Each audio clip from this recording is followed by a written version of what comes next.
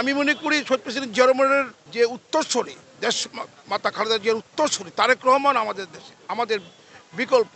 উনি জোর গলায় বলতেন, বিদেশে আমাদের প্রভু নেই, বন্ধু আছে। আমি মনে করি ওনার চলে যাওয়া বাংলাদেশের একটা পাঞ্জিরি চলে গিয়েছে। আমি মনে করি ওনার চলে যাওয়া বাংলাদেশের একটা ভ্যানগার্ড চলে গেছে। আমি মনে করি ওনার চলে যাওয়া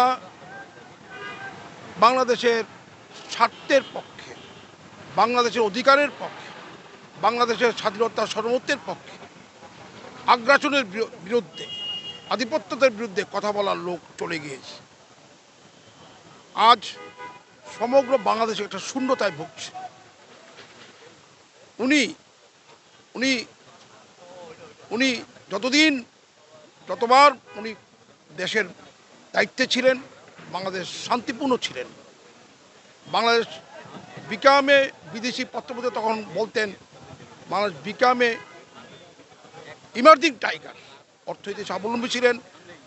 আমাদের যে নারী শিক্ষার প্রতি ওনার প্রবল একটা পরিশ্রম ছিলেন। উনি সর্বস্তরে এদেশের গণতান্ত্রিক মূল্যবোধের চর্চা করতেন। শক্তিশালী পার্লামেন্ট উপহার দিয়েছিলেন, আইনের শাসন উপহার দিয়েছিলেন, সংবাদপত্রের স্বাধীনতা উপহার দিয়েছিলেন। উনি সফল পররাষ্ট্রনীতি বাংলাদেশ উপহার দিয়েছিলেন। উনি জোর গলায় বলতেন, বিদেশে আমাদের প্রভু নেই, বন্ধু আছে। এই যে গুরুত্বপূর্ণ মেসেজ, এই মেসেজকে ক্যারি করে আমাদের আজকে ভারপ্রাপ্ত চেয়ারম্যান উনি যে ভাষণ দিয়েছিলেন যেদিন 25 তারিখ, ঐক্যবদ্ধভাবে আমরা দেশ পরিচালনার একটা বক্তব্য দিয়েছেন।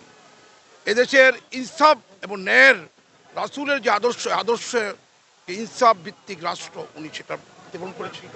আমি মনে করি শহীদ প্রেসিডেন্ট জিয়া রহমানের যে উত্তরসূরি, দেশ মাতা খালেদা জিয়ার উত্তরসূরি তারেক রহমান আমাদের দেশে আমাদের বিকল্প, বাংলাদেশের বিকল্প। ওনার নেতৃত্বের কোয়ালিটি আছে। উনি বাংলাদেশ, সবার আগে বাংলাদেশের স্বার্থ।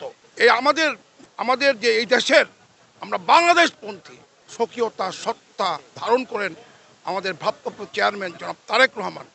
উনি আমাদের যোগ্য নেতৃত্ব, বাংলাদেশের আগামী দিনের নেতৃত্ব দেওয়ার যোগ্যতা উনি অর্জন করেছেন।